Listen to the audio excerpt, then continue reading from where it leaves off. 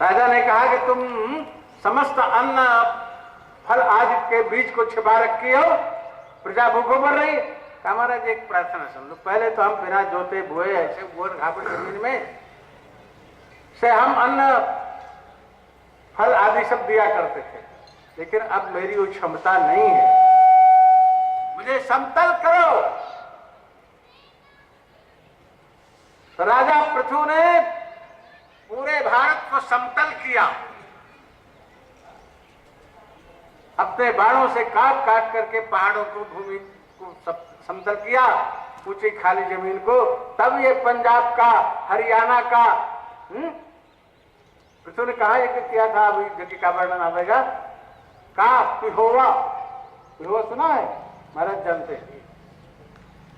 कुरुक्षेत्र के आगे पृथु क्षेत्र है, पिहोवा है, सरस्वती नदी का तट है।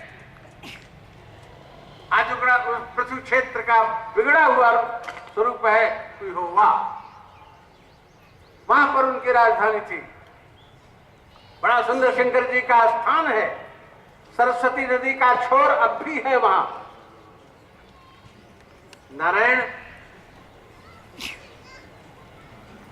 सबको समतल किया और वर्तमान पृथ्वी का स्वरूप उसी समय से प्राप्त हुआ है फिर से सबको। और पृथ्वी ने कहा सबको, मनुष्यों को, पशुओं को, पक्षियों को, जड़ को, चेतन को, सबको, उसके प्रमुख व्यक्ति को हमारा बछड़ा बना करके दुग्ध पान करके दुहलो हमको, सबके लिए हम भोजन देंगे, सब अपने अपने ढंग से रहने लग जाएंगे। फिर ये खेती के द्वारा सबको अन्न जल फल मिलने लग गया। व्यवस्था ये महाराज पृथ्वी को दी हुई। पृथ्वी ने यज्ञ किया, यज्ञ में पूरा 99 यज्ञ तो पूरा हो गया। अश्वमेध समा यज्ञ प्रारंभ किया। अब इंद्र को तो बड़ी डर लगती है। इंद्र जो है विघ्न करता है यज्ञ में। अश्वमेध के यज्ञ कहो घोड़े को इंद्र चुरा लेता है, बड़ा बड़ा पाखंड करता है, साधु वेश में पाखंड करता है। हमारे साधु वेश में आज पत्रकार लोग कह रहे थे कि महात्मा लोग राजनीति में आ रहे हैं, ये करते हैं वो करते हैं। ये महाराज पृथु के समय के इंद्र की दी हुई शिक्षा है। हमारे महात्मा कोई भी षड्यंत्री नहीं है, हमारे महात्मा कोई भी इन सब दोषों से संयुक्त नहीं है, बल्कि कदाचित कोई इंद्र के द्वारा भेजा गया जो कोई ढोंगी आता है, समाजद्रोही आता है, धर्मद्रोही आता है, देशद्रोही आता है, वो ऐसे कर्म में प्रवृत्त होता है। संत तो संत होते हैं। आप थे, आपको पता होगा।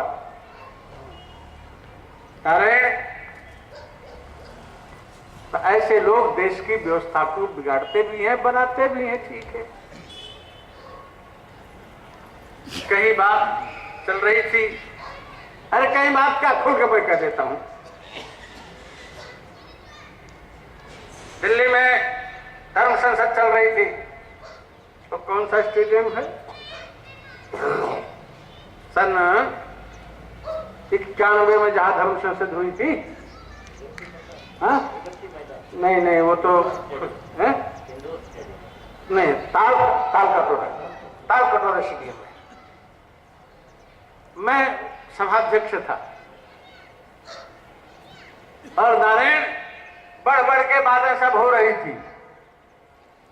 बाबा लोग भी कह रहे थे, जो आज प्रश्न था, बाबा लोग कह रहे थे कि हम लोगों को खुल करके राजनीति में आना चाहिए,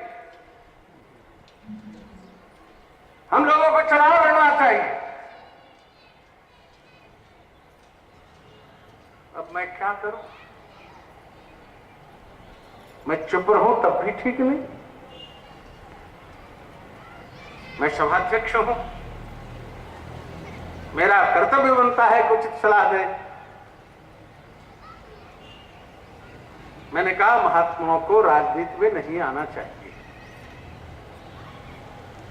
बल्कि सही परामर्श देना चाहिए।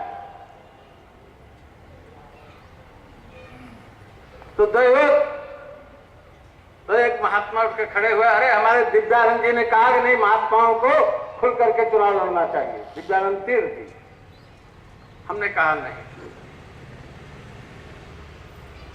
कुछ महात्माओं ने कहा कि हम तो लड़ेंगे, हम तो लड़ेंगे, हम तो लड़ेंगे। हमने कहा तुम्हारी मर्जी भैया, मैं तो सामान्य स्थिति में सभी महात्माओं को कहता हूं कि चुनाव लड़ो मत, चुनाव लड़ाओ। ऐसे प्रत्याशी को तैयार करके भेजो जो देश में निष्ठापूर्वक कार्य करे। तुम खुद जाओगे तो बदनाम हो जाओ।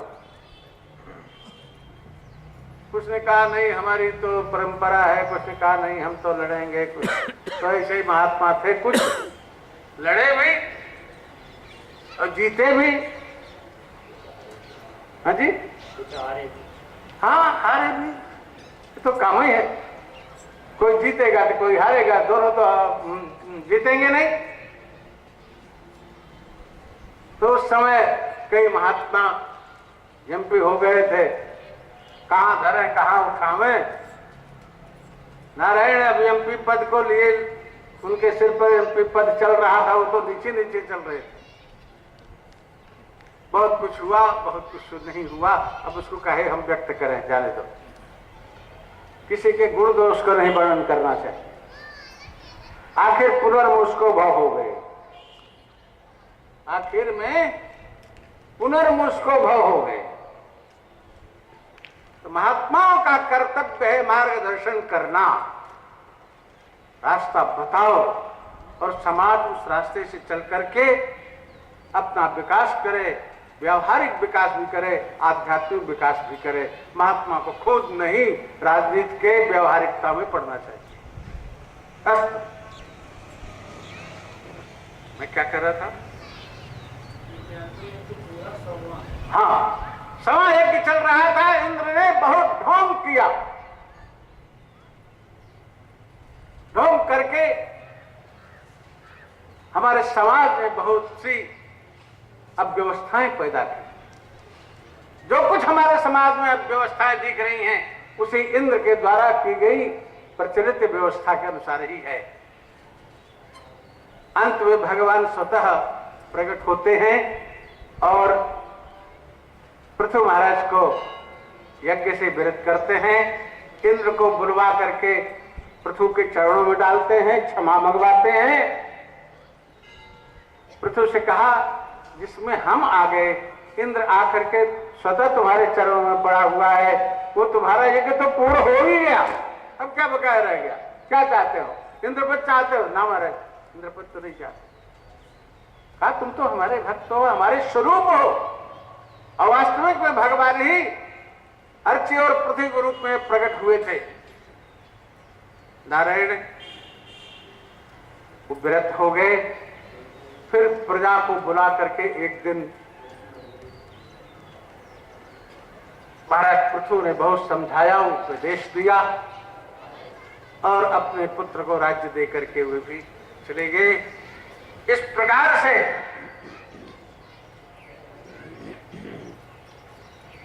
ध्रुव पृथ्वी का वर्णन किया गया, रुद्रगीत का वर्णन हुआ, और फिर उत्तान पद का वंश ही पर पूरा होता है। आगे प्राचीन बरही, नारायण नारायण नारायण, प्राचीन बरही और नारद जी का संवाद होता है। नारद जी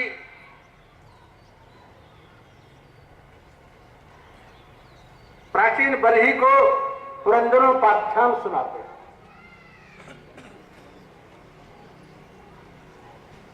पुरंदरोपाख्यान बहुत सुंदर है। एक पुरंजन नाम के राजा थे। भाई चलो भाई,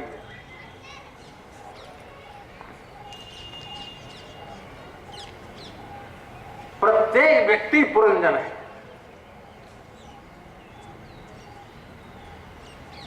प्रत्येक व्यक्ति।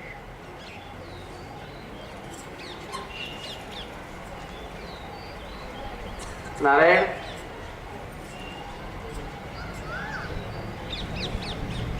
राज्य से निष्कासित होकर के जाता है। एक उसको माया नगर मिलता है, उसकी अधिष्ठात्र देवी पुरंजनी है और पुरंजनी को देख करके पुरंजन और पुरंजनी दोनों एक हो जाते हैं, रहने लग जाते हैं। लेकिन पुरंजनी ने शर्त किया था, हमारी भेड़ें जो हैं इनकी रक्षा करना तुम्हारा कर्तव्य होगा। एक दूसरे शारीरिक संबंध हमारे से होने के समय ही हम तुमको निर्वस्त्र देख सकती हैं और काल में तुम हमारे सामने निर्वस्त्र होगे तो मैं तुम्हें छोड़ के चली जाऊंगी। नारायण धीरे धीरे वो काल भी उपस्थित हुआ। चंडवेग आता है, जरा जी पधारती हैं। धीरे धीरे सभी उपक्रम आ जाते हैं। अंत में चंडवेग के गणों ने भेड़ों को चुरा लिया और खबर लगी कि सैया पर सोया हुआ था, वहीं से उसने धनुष बाण उठाया मारने के लिए। उसी समय चंडवेग के सेवकों ने प्रकाश कर दिया और नग्न पुरंजनी ने देख लिया पुरंजन को, वो तो छोड़ करके चली गई। नारायण अब धीरे धीरे जरा आ गई पुरंजन के ऊपर और अंतिम समय आ गया।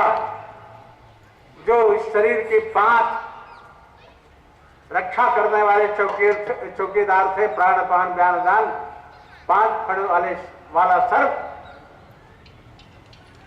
वो सब भी धीरे धीरे साथ छोड़ रहे हैं। इस नगर का नाम इसके 9 द्वार थे। 9 द्वार मतलब 2 आंख, 2 कान, 2 नाक, 1 मुख, 1 मूत्रेंद्रिय, 1 उपस्थ, 9 द्वार का ये नगर था और है, आज भी है। ये सब नगर है जो बैठा हुआ जितने है सब एक एक नगर है। इनमें जो जीव बैठा है वही पुरंजन है, इसमें जो दुर्बुद्धि है वही पुरंजनी है, इसमें जो पंच प्राण है वही चौकीदार हैं, और इसमें जो जरा है वो देखिए। आपको भी जरा का अनुभव होता है? नहीं होता? 78 साल का हो गया महाराज, मुझे अभी जरा है। हाँ जी, 78 साल की उम्र हो गई, जरा है नहीं। अच्छा, कभी फिर पूछेंगे। कोई बीमारी नहीं है। जब आप अपने स्वरूप में प्रतिष्ठित रहेंगे तो जरा नहीं बिगाड़ेगी, कुछ आकर के भी बिगाड़ नहीं सकती है। जब अपने स्वरूप से उतर जाएंगे तो जरा क्या जवानियां पटक देती है, जरा क्या जवानी ही पटक देती है। हाँ ठीक है।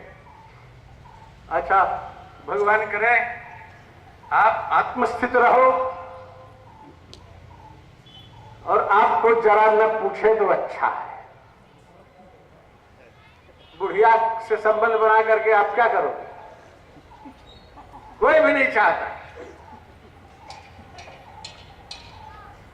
नारायण फिर वो सारा कांड होता है और पुरंजन बेचारा अकेले रहता है। वहां सती होने के प्रथा है, सब वो भी सती होना पड़ जाता है। अंत में फिर नारद जी ने प्राचीन बरही को सब समझा बुझा करके ठीक ठाक किया।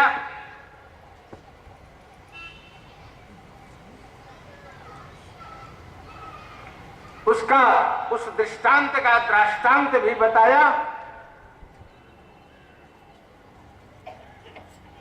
इस प्रकार से प्रचेताओं को नारद जी ने उपदेश देकर के घर से अलग कर दिया और वे सब मुक्त हो गए। अब महाराज प्रियव्रत जो उत्तानपाद के छोटे भाई हैं, उनके वंश का वर्णन करते हैं। उसमें प्रियव्रत के आग्नेय होते हैं, आग्नेय का चरित्र। आग्नेय से पूर्व चित्ती में 9 पुत्र होते हैं, उसमें नाभि होते हैं और नाभि के ऋषभदेव होते हैं। और ऋषभदेव का अलौकिक चरित्र है। और इस देश में फिर ऋषभदेव जी अलग हो जाते हैं राज्य से। इस देश का नाम अजनाभ वर्ष भी था। ऋषभदेव का एक नाम अजनाभ था। ऋषभदेव भगवान के अवतार हैं।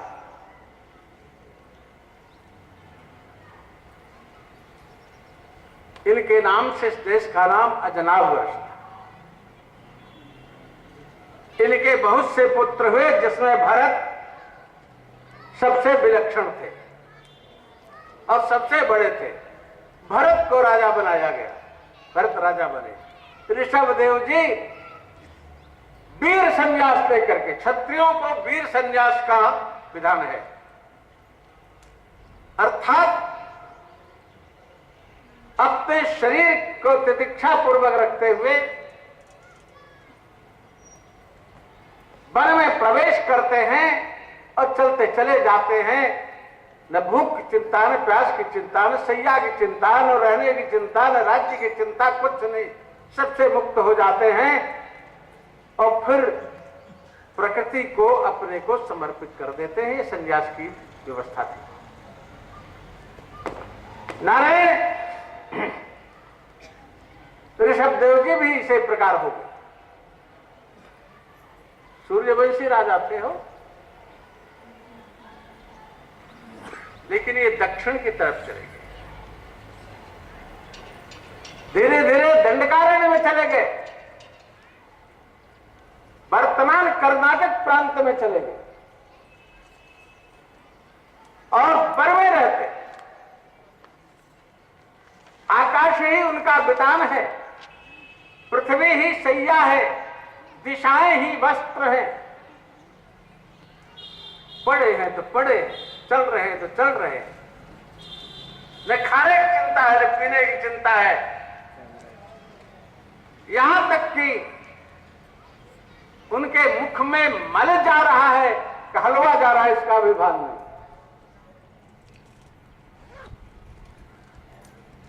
जो खिला दिया किसी ने वही खा लिया। पड़े अजगर वृत्ति से पड़ गए। उनके मलमूत्र से चतुर्दिक 1 योजन सुगंधी फैलती थी। स्थिति नारायण आत्मस्थित हो चुके। तो कर्नाटक का अरहत नाम का राजा भगवान ऋषभदेव के इस स्वरूप को देख करके सिद्ध माना। और कन्नड़ भाषा में सिद्ध को जिन कहते हैं। महाराज जानते होंगे, नहीं जानते? जिन कहते। तो उसने सिद्ध को जिन और जिन से जैन मत का प्रवर्तन अरहत नाम के राजा ने किया। महाराज ऋषभदेव ने जैन मत का प्रवर्तन नहीं किया, बल्कि अरहत नाम के राजा ने किया।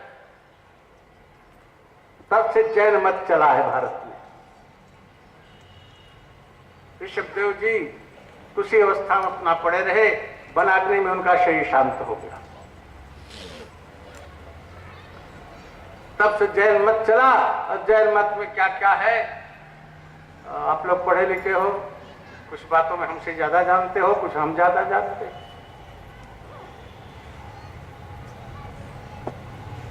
नारायण, अब भरत जी राजा होते हैं। भरत ने राज्य का इतना सुंदर संचालन किया, उनके नाम से इस देश का नाम भारतवर्ष हो गया। ये ऋषभदेव पुत्र के नाम से भारतवर्ष है। आज जो पढ़ाया जाता है कि शकुंतला पुत्र के नाम से भारतवर्ष है, क्या करें, जानते नहीं बेचारे, उनको अपने इतिहास का पता नहीं है। विदेशियों का जूठा खाने के लिए तरसते रहते हैं, तड़पते रहते हैं कि विदेशी जो खिला दे हम खा ले, जो कह दे हम मान लें। विदेशियों ने लिख दिया शकुंतला पुत्र के नाम से भारतवर्ष है, हमारे इतिहासकारों ने मान लिया शकुंतला पुत्र के नाम पर। अरे मूर्ख, जानते नहीं हो, अपना इतिहास तो पढ़ो।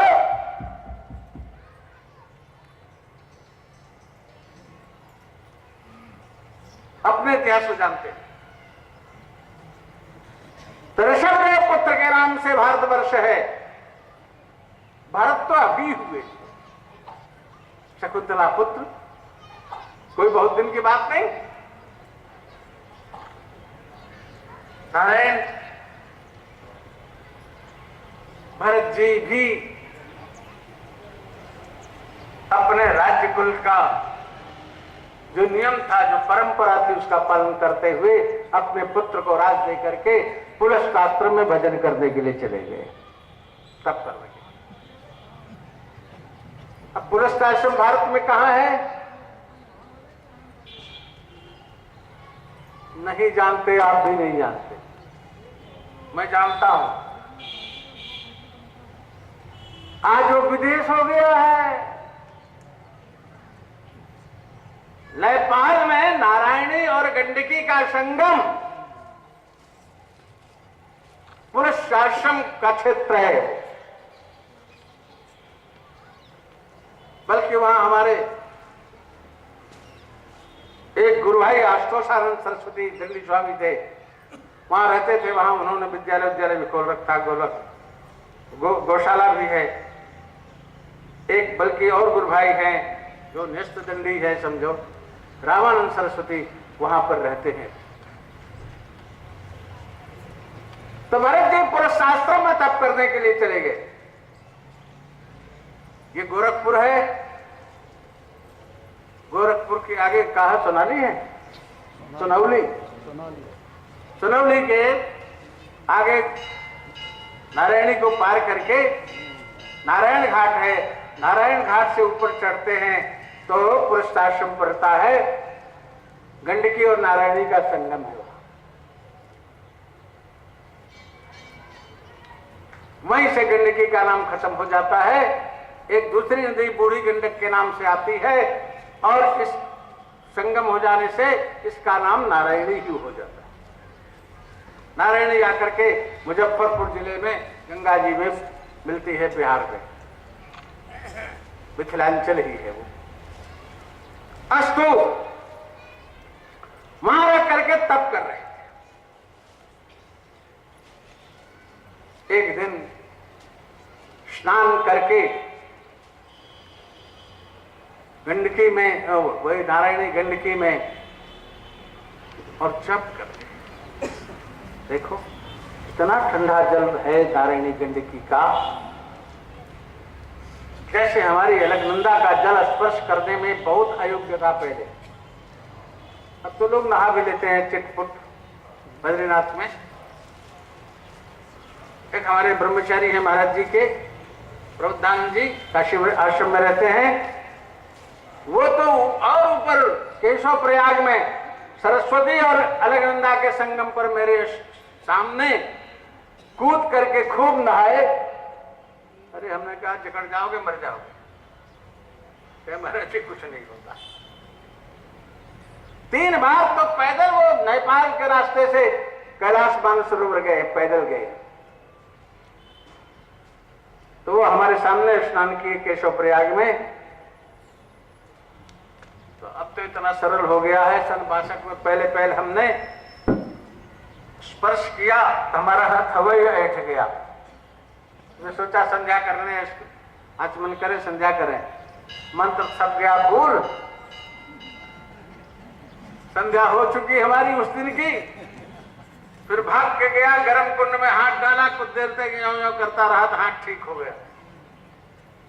उस दिन की संध्या छूट गई नहीं। तब गंगा जी में न जा करके गर्म कुंड में ही संध्या करने लग गया। 4-5 दिन रहा उस साल, महाराज जी के साथ गया था पहले बद्रीनाथ। अब तो नहाने भी लग गए लोग। तो महाराज जी उस पुरस्थ आश्रम में नारायणी के जल में स्नान करते हुए जप कर, उसी समय एक घटना घटती। एक मृगी जल पीने के लिए आती है, जिसके पेट में बच्चा था। अब पीछे से सिंह की दहाड़ होती है। सिंह की दहाड़ सुनकर के मृगी जो है भय से छलांग लगाती है। नारायण वो तो उस पार जाकर के प्रसव पीड़ा से मर जाती है। बच्चा बीच में ही नदी में गिर गया और बहता हुआ चला आ रहा है। भरत जी के सामने पड़ता है। भरत जी को दया आ गई, उस बच्चा को उठा लिया भरत जी। साधु को, तपस्वी को जल्दी दया भी नहीं करनी चाहिए। आसक्ति हो जाती है। हाँ जी, आसक्ति हो जाती है, ममता हो जाती है। दया हुई कि फंसा बेचारा, गया देश से। वही दशा भरत जी की हुई। भरत जी उस दया परवश होकर के उस मृग शावक को उठा लाते हैं, अपने आश्रम में उसकी सेवा करते हैं, खिलाते हैं, पिलाते हैं, जिलाते हैं। अब बिना उसके रहा नहीं जाता है, आसक्ति हो गई। जब वो अपनी पीठ से उनकी नारायण अपनी सींग से उनकी पीठ को खुजलाता है तो उनको बहुत अच्छा लगता है। हाँ बेटा बहुत अच्छा है। अरे नारायण, बेटा छोड़ करके, राज्य छोड़ करके तो गए तप करने के लिए, यहाँ मृग के बच्चे को तुम बेटा मान करके मरे जा रहे हो। बाबा लोगों दया मत करो। संसार के प्रति दया करना भी बंधन है।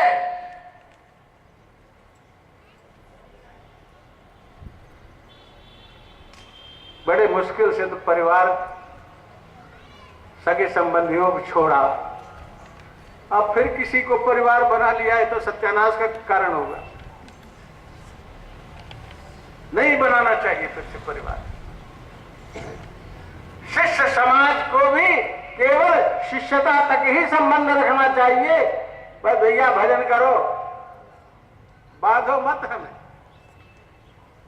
ना पाड़े जी, बांधना नहीं हो, बांधना नहीं।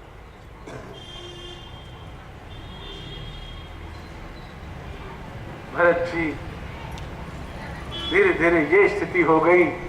मृग शावक तो बड़ा हो गया, बड़ा होकर के कहते अपने झुंड में चला गया। अब भरत जी उसी का चिंतन करते करते धीरे धीरे उनकी अंतिम स्थिति आ गई। कुछ लोगों का ऐसा मत है कि वो वही रहा, उसको देखते देखते भरत जी का शरीर छूटा है। कुछ लोगों का ऐसा मत है कि वो फिर अंत में आ गया है। कुछ लोगों का मत है कि वो नहीं आया, न था। उसका चिंतन करते करते भरत जी ने शरीर छोड़ा।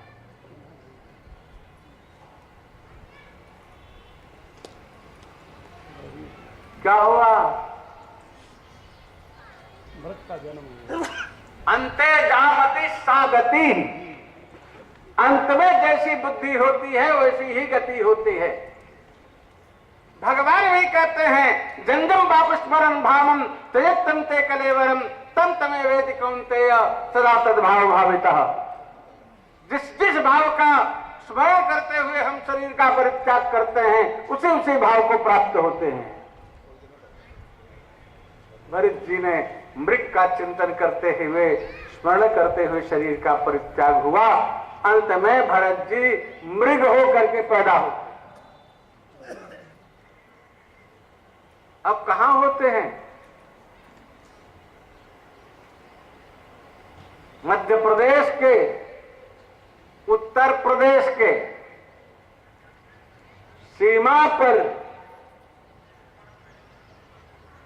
बहुत बड़ा प्राचीन तीर्थ है, कालिंजर तीर्थ। कालिंजर तीर्थ भगवान जटाशंकर की वहां मूर्ति है, और किले के ऊपर, पहाड़ के ऊपर वहां जल स्रोत है भगवान शंकर जी के उस स्थान में। नारायण उस क्षेत्र में जाकर के मृग योनि को प्राप्त होते हैं। लेकिन देख लो भाई, सत्कर्म का फल व्यर्थ नहीं जाता है। भरत जी को अपने पूर्व जन्म का स्मरण रहा। अब वो सावधान हो गए। अब मृग के झुंड से अलग रहते, हरी घास तक नहीं खाते, सूखे पत्ते खा के काम चलाते, कहीं हरी घास में आसक्ति न हो जाए। धीरे धीरे धीरे धीरे भरत जी मृग रूप में चलते चलते फिर पुरुषाश्रम आ जाते हैं और वहां पर शरीर का परित्याग करते हैं। अब के आंग्रस गोत्री ब्राह्मण परिवार में उनका जन्म होता है।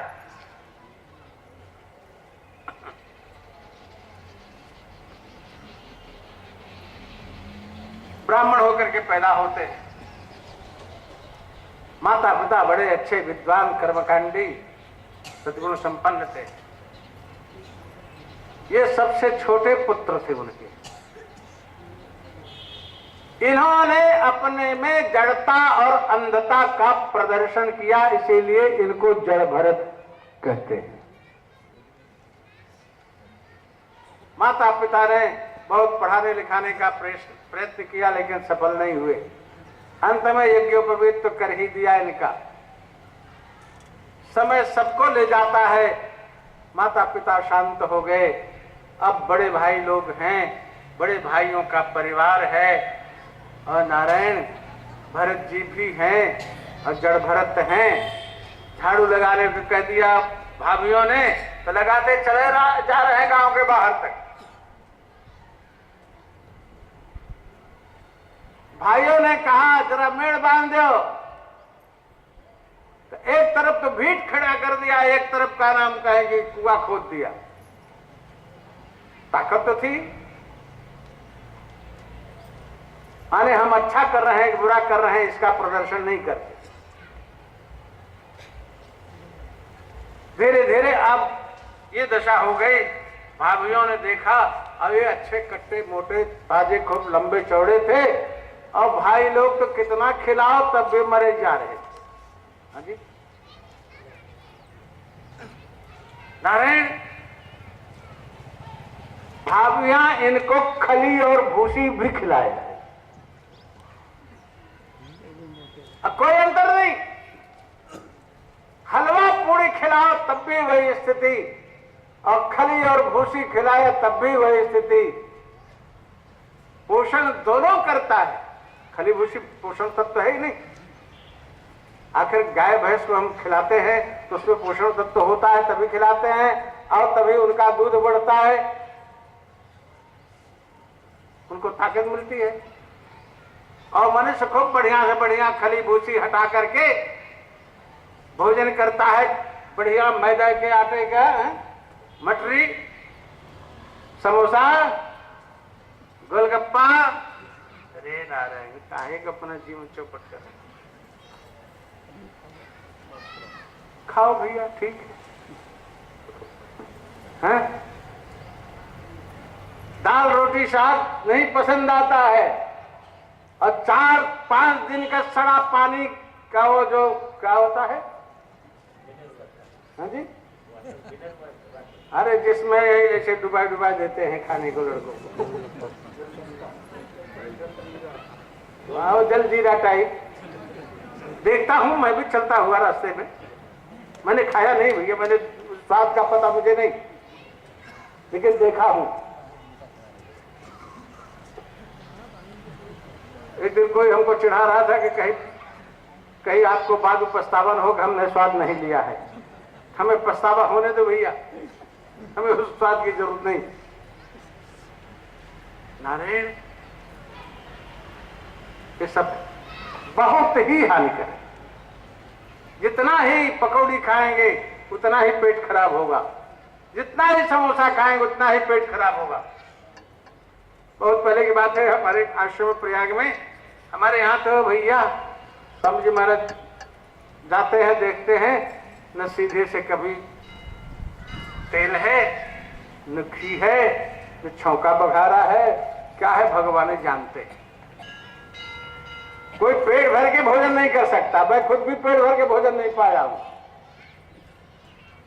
तो कभी एक भक्त आए थे महाराज जी के समय की बात है, सन 55 की, पश्चिम के रहने वाले थे। तो 4-6 दिन तो आश्रम की रोटी खाए, घी के नाम नहीं, आधी कच्ची आधी पक्की, हर हर गंगा दाल, दोपहर को दाल चावल रोटी, शाम को रोटी सब्जी आलू उबाल करके 2 शेर आलू पूरे आश्रम का भोजन बन जाता था सब्जी। ये भगवान बेचारे का पेट भरता नहीं था। एक दिन चुप्पे से आश्रम से निकल के गए, दारागंज चले गए, वहां किसी दुकान पर अपने मन का खूब चटर पटर खा के पेट भर के, और रात से पेट तो नारायण छूट गया। सवेरे 10-11 बजे महाराज जी का दर्शन खुलता था, आए, रोने लगे, महाराज तबीयत बहुत खराब है। महाराज इनका बात क्या है? कहा पेट ठीक नहीं महाराज, बहुत परेशान। कह लगता है कहीं चटोरे तुम गए होगे, चाटी आए होगे, हमारे आश्रम को भोजन करके तबीयत नहीं खराब होती। आश्रम को भोजन करने से तबीयत नहीं खराब होती, तुम गए होगे बाजार में चाट आए हो। हाँ महाराज जी कल चला गया था दारागंज, कहा था भोगो। खैर अमृत धारा वगैरह दवा हुआ दिलाया ठीक हो गए। तो कहने का मतलब जितना ही हम चटनी चाटेंगे उतना ही हमारे स्वास्थ्य के लिए हानिकर है। नारायण, तो खली भूसी खा करके भी भरत जी मस्त रहे। नारायण, भाभियों ने भोजनों बंद कर दिया, तो किसी ने बाहर उनको स्थान दे दिया, वहां पेड़ गिनके रहते थे। गांव वाले खिलाने पिलाने लग गए। अंत में भाइयों ने सोचा कि मेरी बदनामी हो रही है, फिर से बुला लाए अपने घर में और कहा कुछ करे तो न करे तो इसको खाने को दो, जो कुछ है घर में, और जो करे वही ठीक है। खेत में रखवाली के लिए लगा दिया। रात को खेल रखवाली कर रहे हैं, दिन को रखवाली कर रहे हैं। रामय की चिड़िया, रामय के खेत, खाए लो चिड़िया भर भर पेट। उनसे क्या मतलब? खा रहे थे। भाइयों ने कनस्तर टांग दिया, बजाते रहो एक जगह बैठ करके, चिड़िया चली जाएगी। बजाते रहते थे, चिड़ियों ने समझ लिया तो बजते ही जाता, अपना बैठ के खाओ, कोई बात नहीं। अंत में रात में भी वही रहते थे। एक दिन चोर सरदार ने वहां पर भगवती का स्थान था, काली मां का, उनको बलि देने के लिए कोई बलि पशु रखा था और बलि पशु भाग गया। अपने परिकर से कहा, भाई बलि पशु भाग गया, दूसरा लाओ कहीं से। नारायण, यही मिल गए मोटे ताजे महाराज, क्या पूछे।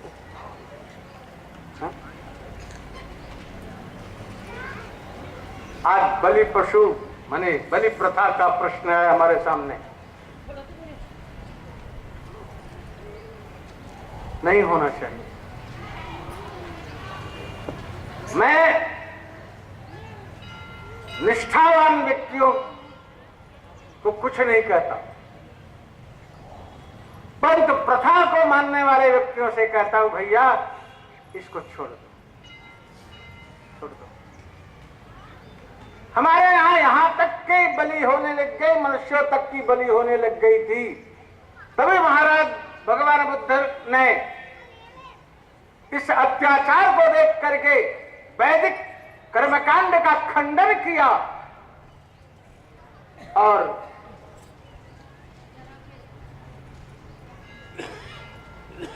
एक प्रकार से धीरे धीरे वो बौद्ध मत जो है बौद्ध धर्म के रूप में परिवर्तित हो गया और नारायण आगे चल करके अनीश्वरवादिता उसमें आ गई। उस मत में ईश्वरवादिता समाप्त हो गई। भगवान बुद्ध अनीश्वरवादी नहीं थे। भगवान बुद्ध तो जीवों पर दया करके कर्मकांड में बलि प्रथा का निषेध करने के लिए उन्होंने अपने मत का प्रवर्तन किया था, परंतु अनुयायी बाद में ईश्वर नाम की कोई वस्तु है ही नहीं इस विचारधारा के हो गए। नारायण भगवान शंकराचार्य ने भी बौद्धों का अनीश्वरवाद का खंडन किया है, बौद्धों का खंडन नहीं किया है। तभी तो रामानुज महाराज ने चिढ़ करके कह दिया अरे प्रच्छन्न बौद्ध है शंकर। एक बार किसी ने दार्शनिक सम्मेलन में महाराज जी से हमारे प्रश्न किया, कैसा? रामानुज ने कहा, महाराज जी ने कहा ये उनका सिद्धांत वाक्य नहीं है, आवेश वाक्य। आवेश में कहा प्रच्छन्न बौद्ध है शंकर, सिद्धांत नहीं है। भाई किसी के मत का खंडन करने के लिए उसके मत को जानना तो पड़ता है, कुछ मानना भी पड़ता है, तब उसका खंडन होता है। ऐसे ही भगवत्पाद शंकराचार्य ने अनीश्वरवादिता का खंडन करके ईश्वरवाद का प्रतिष्ठापन किया और फिर से साकारोपासना और निराकारोपासना, निराकारोपासना सिद्धांत में और व्यवहार में साकारोपासना का प्रवर्तन किया और पोषण किया। अस्तु। तो भाई बलि प्रथा नहीं होनी चाहिए, बलि नहीं करना चाहिए। बलि करना ही है तो मैंने सवेरे भी कहा था अपने किसी दोष की बलि चढ़ा दो, किसी दुर्गुण को चढ़ा दो, दूसरे की हत्या मत। तो चलिए आगे बढ़े, समय थोड़ा रह गया है। आज हम बहुत आगे तक जाना चाहते थे। भैया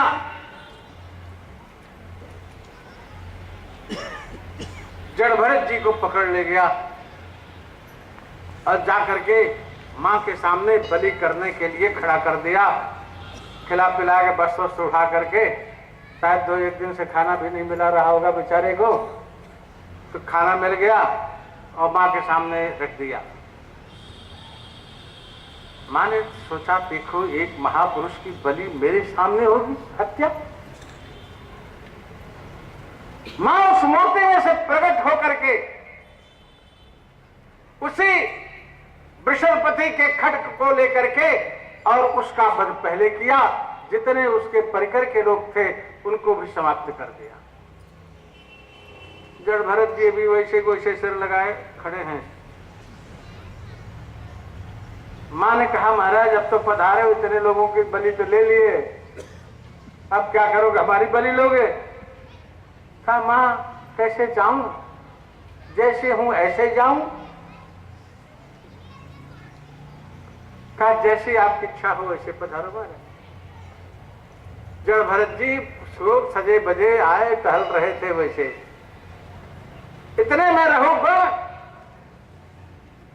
सत्संग करने की दृष्टि से कपिल आश्रम जा रहा था।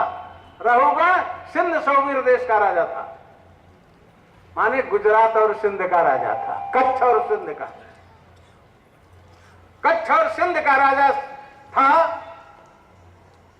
सिंध देश सिंध प्रांत है, सौवीर देश एक कच्छ है।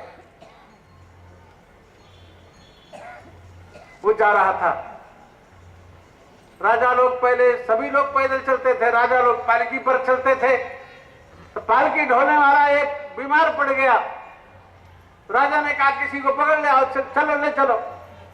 कोई नहीं मिला तो जड़ भरत को ही कहारों ने पकड़ लिया और पालकी ढोने लग गए। नारायण, पालकी कभी ढोए तो है नहीं। बाबा का जाने पालकी ढोना, पालकी पटना तो जानते हैं। हा? हमारे आचार्य भी पहले पालकी पर चलते थे। अब पालकी पर नहीं, हम मोटर पर चल रहे हैं। पालकी तो है, रखी है। हम समझते हैं कि सन 71 के बाद तो नहीं कोई चला है उस पर। हाँ, अभी पिछले 2007 के अर्धकुंभ में एक प्रदर्शन के लिए मैंने पेशवाई जुलूस में जरूर निकाल दिया था कि हाँ है पालकी अभी। नारायण,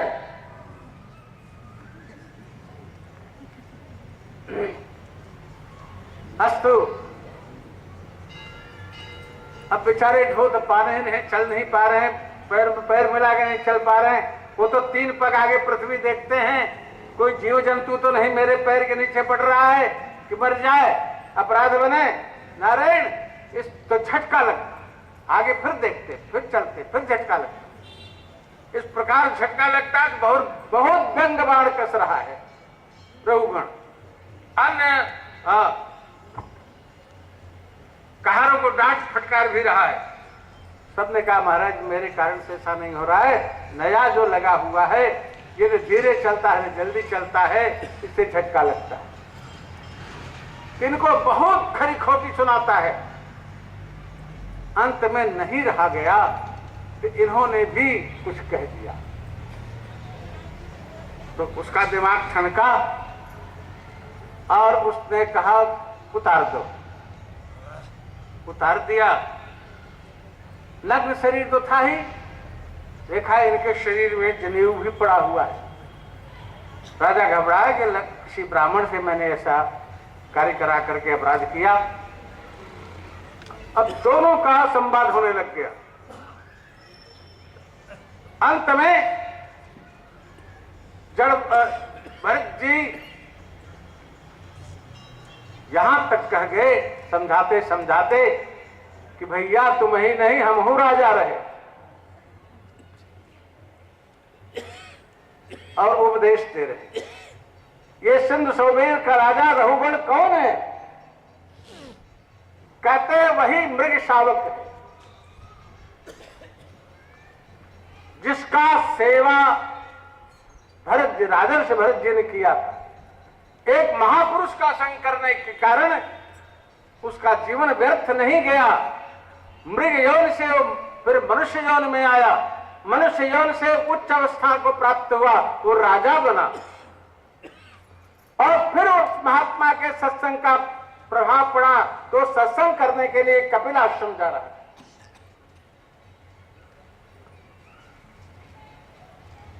भरत जी ने उस समय भी उसकी सेवा की थी, गोद में खिलाया था, कंधे पर बिठाया। इस जन्म में राजा के रूप में भी उसकी पालकी ढोया। अब उसको सावधान करना चाहते हैं जड़ भरत जी, तो फिर से मत चक्कर में पड़े। किसी महापुरुष के चरणों में अपने को समर्पित कर दे। सारा संवाद हो रहा था।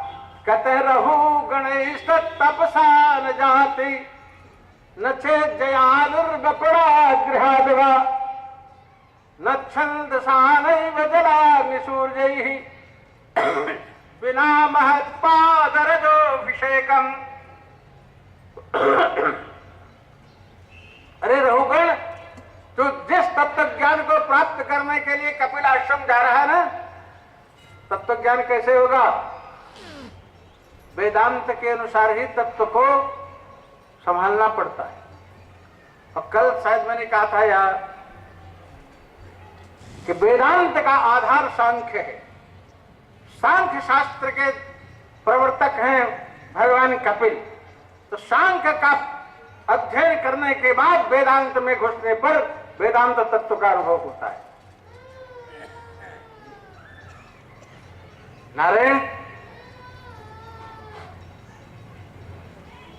रघुगण कहते हैं जो तुम जानना चाहते हो तपस्या के द्वारा नहीं मिलता। तत्व ज्ञान तपस्या से नहीं होता, क्यों? पूर्व जन्म तपस्या करके देख लिया।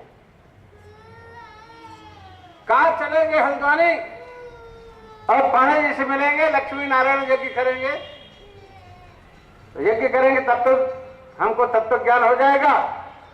तो भरत जी कहते हैं नचेत जया, यज्ञ से भी नहीं होता, नहीं होगा। काल शंकराचार्य महाराज आए हैं, उनके साथ हम चले जाएंगे बद्रिकाश्रम, संन्यास ले लेंगे। तो जड़ भरत जी कहते हैं नहीं, तब भी नहीं होगा। अगर घर छोड़ने मात्र से तत्व ज्ञान होता तो जितने वन्य पशु हैं उनको पहले तत्व ज्ञान हो जाना चाहिए, जितने वन्य जीव हैं उनको तत्व ज्ञान हो जाना चाहिए। निर्वपराध गृहाद्वा, घर छोड़ने से भी तत्व ज्ञान नहीं होता है। आप घर नहीं छोड़िएगा वेदांती, और छोड़ना हो तो चलो चले, आपको जरा तो आना ही नहीं।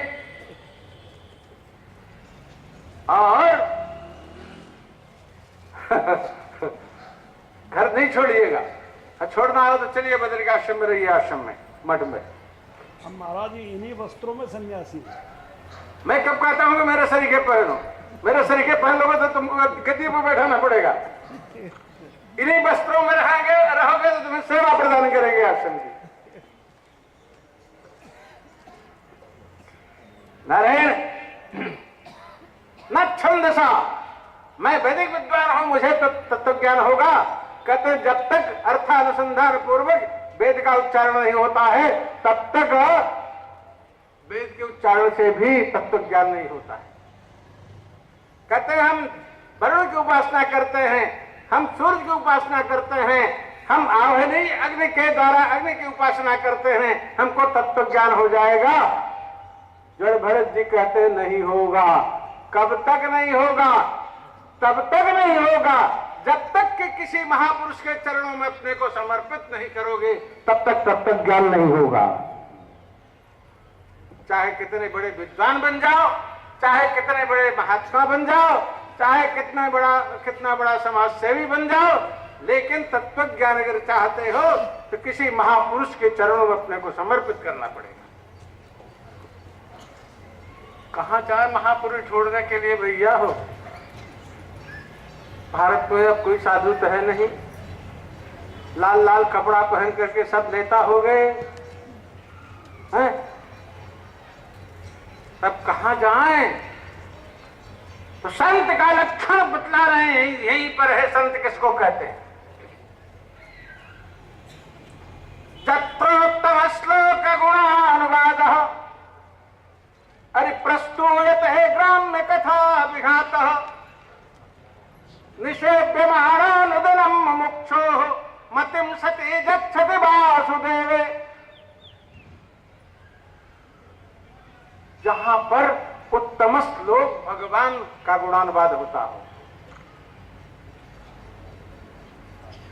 और एक काम न होता, ग्राम में कथा न होती, माने सांसारिक चर्चा नहीं होती है। लेकिन आज जबरदस्ती सांसारिक चर्चा महात्माओं पर लादा जाता है। महाराज जी क्यों सन्यासी लोग राजनीति में आ रहे हैं? बच्चे क्या हम ठेका लिए हैं क्या? हम अपने जिम्मेदारी रखते हैं। हमको धर्म का धर्म के लिए ही प्रयोग करने का अधिकार है, धर्म का राजनीति के लिए अथवा उसका दुरुपयोग करने का अधिकार नहीं। हम तो जबरदस्त फंसाए जाते हैं। महाराज हमारी फैक्ट्री कैसे करें, ना चल रही है, आप हमारी फैक्ट्री चलाओ। अरे नालायक, अगर फैक्ट्री चलाना जानते तो हम घर ही नहीं बैठे रहते। हम तो इसलिए घर छोड़ के आए हैं, फैक्ट्री तुम चलाओ और तुमसे लेकर के मैं बैठ करके आराम से खाऊं और भजन करूं। जबरदस्ती हमारे ऊपर फैक्ट्री ला दी जाती है। जबरदस्ती हमसे पुत्र मांगा जाता है, जबरदस्ती हमको संसार में फंसाया जाता है।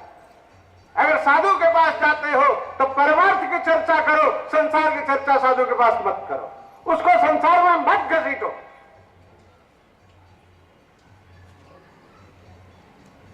अब प्रेस में वैसा नहीं बोला जाता है, क्या करें।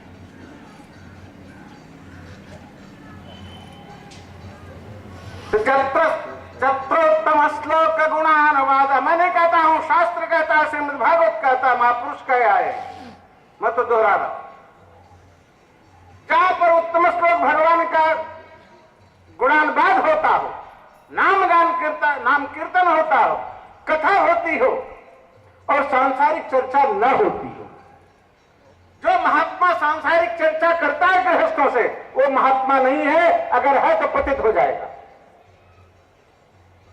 समझ जाओ महात्मा।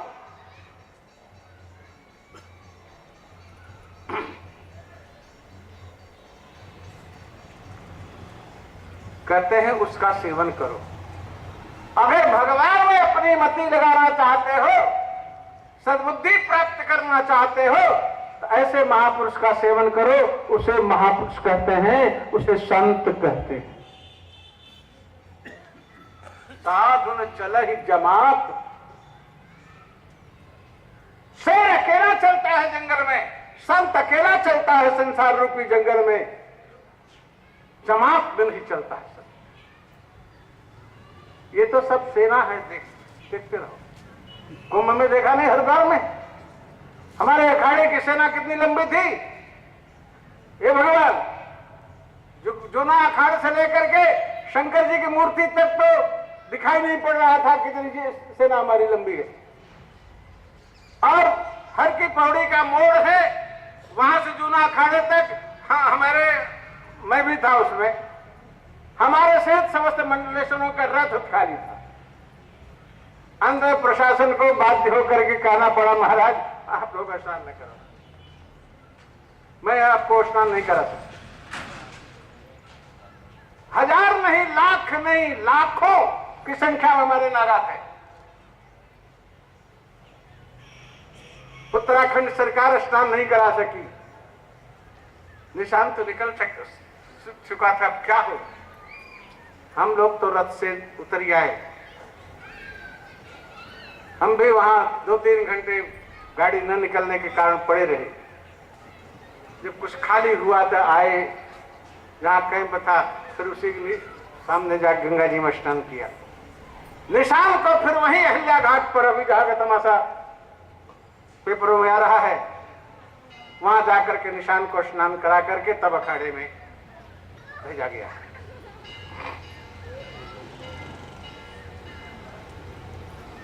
तो कहने का मतलब, सत्पुरुषों का संग करो, उनसे भगवान की चर्चा करो, अपने कल्याण की बात करो, उनसे संसार की चर्चा मत करो। इस प्रकार से समझा बुझा करके जड़ भरत जी रघुगण को स्वरूपानुसंधान करवाते हैं। फिर भवाटवी का वर्णन होता है, रघुगण के संशय की निवृत्ति करके धीरे धीरे भरत के वंश का वर्णन करते हैं, भूगोल का वर्णन करते हैं, विभिन्न वर्षों का वर्णन करते हैं, किम पुरुषाद नवखंडों का वर्णन करते हैं, प्रच्छाद द्वीपों का वर्णन करते हैं, फिर खगोल का वर्णन करते हैं, भगवान सूर्य के रथ का वर्णन करते हैं, उनकी गति का वर्णन करते हैं, चंद्रादि ग्रहों का वर्णन करते हैं। नारायण विष्णु भगवान के पद का, शिशुमार चक्र का वर्णन करते हैं, फिर संकर्षण आदि का वर्णन करके उनकी स्तुति का वर्णन करते हैं। नारायण पंचम स्कंद के अंत में नरकों का वर्णन करते हैं। समय हो गया, नरकों का वर्णन का है, हम करें वैसे सब नरक में पड़े हुए हैं, हमारे लिए भी नरक है। तो नरक में तो वैसे पड़े हैं, अब का बवाल में पड़े हैं। फिर भी व्यास जी ने मुख्य रूप से 28 नरकों का वर्णन किया और भगवान सुखदेव जी ने उसको बताया। अब उसका परिणाम ये हुआ, महाराज परीक्षित बहुत भयभीत हो गए, बहुत भयभीत हो गए कि कोई न कोई दुष्कर्म तो हर व्यक्ति से बन जाता है, तो सबको इस प्रकार से नरक में जाना पड़ेगा। और कलयुग में तो सब अपराध ही बनता है, तो कलयुग में कोई प्राणी तो भगवत धाम को जा ही नहीं सकता, भगवान का भजन कर ही नहीं सकता है, सब समस्त दुर्गुणों से संपन्न है, कैसे काम चलेगा। महाराज परीक्षित बहुत घबराते। नारायण 6ठे स्कंध में भगवान जो है कहते हैं राजन घबराने की जरूरत नहीं,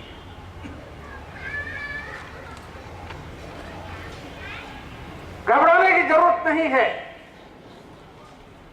डूबते को एक तिनका काफी है बचाने के लिए, इसलिए घबराने की जरूरत। कलिर्दोष निधे राजन अस्त हे को गुण महान गुण कीर्तनादेव कृष्णस्य मुक्त संग परम ब्रजेत। कलियुग यद्यपि दोषों की खदान है, यहां कभी सत्कर्म नहीं बनता है, यहां दुष्कर्म ही बनता है। लेकिन एक बहुत बड़ा गुण है कि भगवान के नाम का कीर्तन करके लोग मुक्त हो जाते। भैया कुछ अच्छा कार्य हो तो हो, ना हो तो मत हो, लेकिन भगवान के नाम का जप, माने इष्ट मंत्र का जप, गुरु मंत्र का जप और भगवान के नाम का कीर्तन मत छोड़ो। जो कर रहे हो वही करो, उसी कर्म को भगवान को समर्पित कर दो।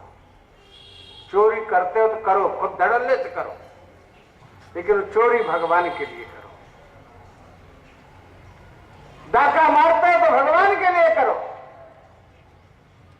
अन्य भी जो कर्म करते हो तो भगवान के लिए करो, वही सत्कर्म मान लिया जाएगा। नहीं बने तो मत करो, भगवान का नाम लो।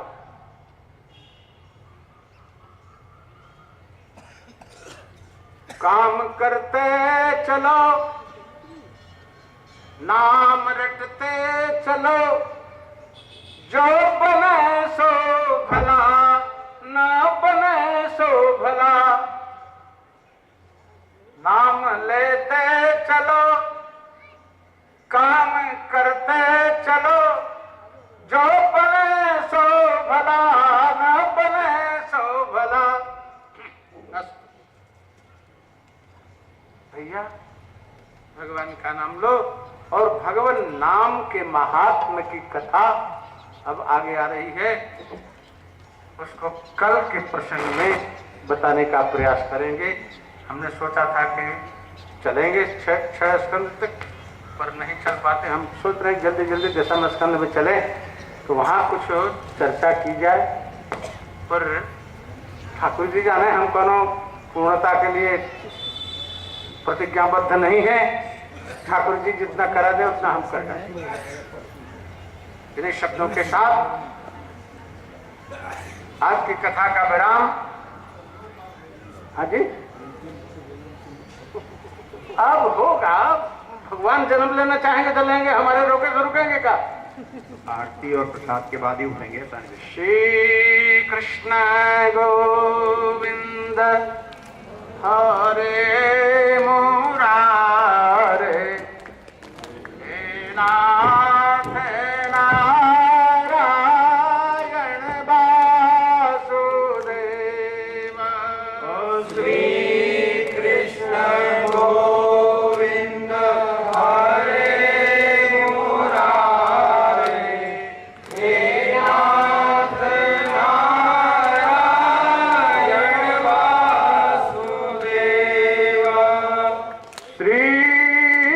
कृष्ण गोविंद हरे मुरारे हे नाथ नारायण वासुदेव श्री कृष्ण गोविंद हरे मुरारे हे नाथ नारायण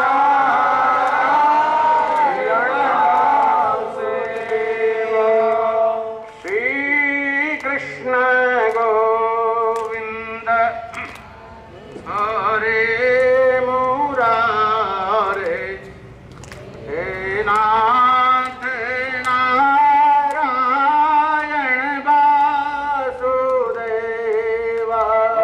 श्री कृष्ण गोविंद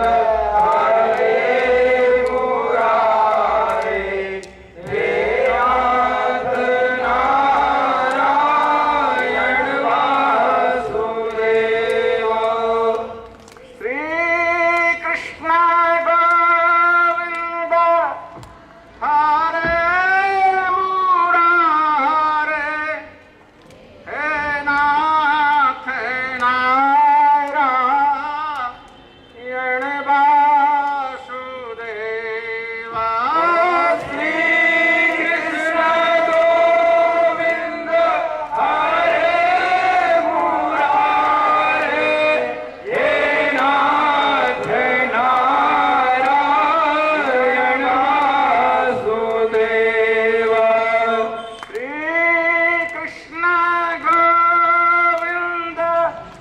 हरे मुरारे हे नाथ नारायण वासुदेव श्री कृष्ण गोविंद हरे मुरारे हे नाथ नारायण वासुदेव श्री कृष्ण गोविंद हरे मुरारे हे नाथ नारायण वासुदेव श्री कृष्ण गोविंद हरे मुरारे हे नाथ नारायण वासुदेव श्री कृष्ण गोविंद हरे मुरारे हे नाथ नारायण वासुदेव श्री कृष्ण गोविंद हरे मुरारे हे नाथ नारायण वासुदेव श्री कृष्ण गोविंद हरे मुरारे हे नाथ नारायण वासुदेव श्री कृष्ण गोविंद हरे मुरारे हे नाथ नारायण वासुदेव बोलिए भक्तवत्सल भगवान की श्रीमद् भागवत महापुराण की श्री व्यास देव जी भगवान की श्री सुखदेव जी भगवान की सत्य सनातन धर्म की हर हर महादेव। कृपया आरती और प्रसाद के बाद ही स्थान छोड़ेंगे, ऐसा निवेदन है। धर्म की अधर्म का प्राणियों में विश्व का भारत माता की, गंगा माता की, गौ माता की, गायत्री माता की, यज्ञ पुरुष भगवान की, व्यासासन पर विराजमान जगत गुरु शंकराचार्य महाराज की। मुझे आज दो परिचय कराने हैं। हमारे मंच पर स्वामी शिवानंद जी महाराज पधारे हैं, जिस कुष्ठ आश्रम, कुष्ठ पीड़ित माता पिता की कन्याओं के लिए छात्रावास निर्माणार्थ हम ये कथा आयोजित कर रहे हैं, उसके लिए 6 एकड़ भूमि आपने दी है। मंच पर विराजमान हैं, मैं आपको प्रणाम करता हूं। आप दूधिया बाबा कन्या छात्रावास ट्रस्ट के अध्यक्ष हैं। बनवासी कल्याण आश्रम के प्रांत श्रद्धा जागरण प्रमुख का दायित्व भी आपके पास है। आपने जो एक स्वप्न देखा है कि हम 500 ऐसी कन्याओं के लिए जिनके माता पिता कुष्ठ रोग से पीड़ित थे, मैंने पहले दिन भी जिक्र किया था, कुष्ठ आश्रमों में हमारी बहुत सी कन्याएं हैं, उनकी 3 स्थितियां हैं। या